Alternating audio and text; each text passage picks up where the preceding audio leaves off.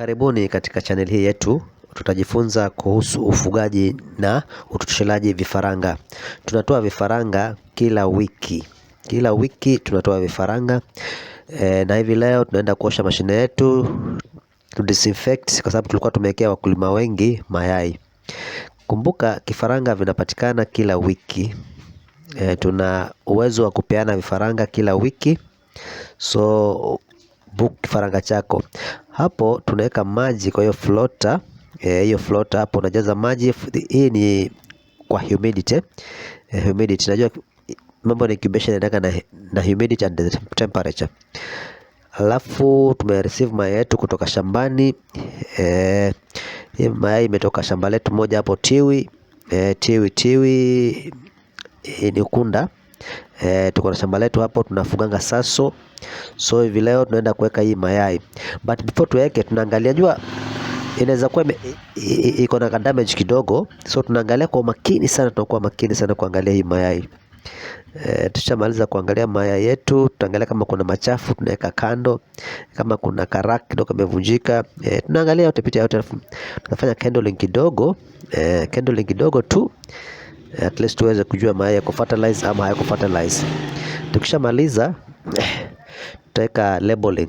Labeling hii inatusaidia sana kujua mayai haya yametoka shamba lipi na shamba lipi, kwa sababu kuna mkulima kuletea mayai 50, mwingine kuletea mayai 100 na anakuja the same date. So it's good to label them so that during our lockdown tujue mayai haya ni ya nani.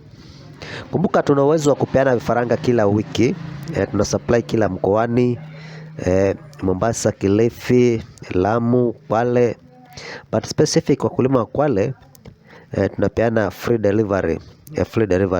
Unapanga mayai yako pole pole kwa hiyo tray hapo, pole pole, ingiza pole pole, yani weka pole pole hiyo tray, juu mayai inaweza kuvunjika. So hii ni kwa avoid mayai yasivunjike.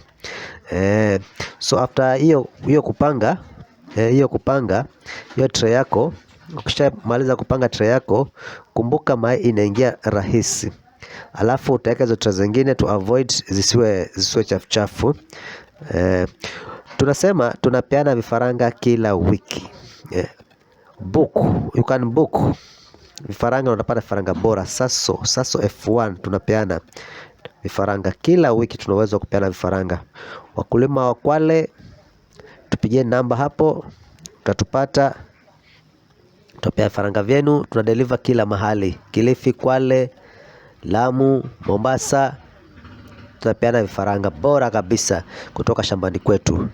Karibuni sana wateja, mpate faranga bora, faranga ambavyo vina uwezo wa kukua haraka. Na funga incubator yako. Alafu incubator ina uwezo, ina hesabu yenyewe because this thing is digitally, but weka record ni muhimu sana. Weka record ni muhimu sana tafadhalini. Tunafunza na tunawaelezea, recording is very very important for vifaranga. Welcome. Thank you. God bless you.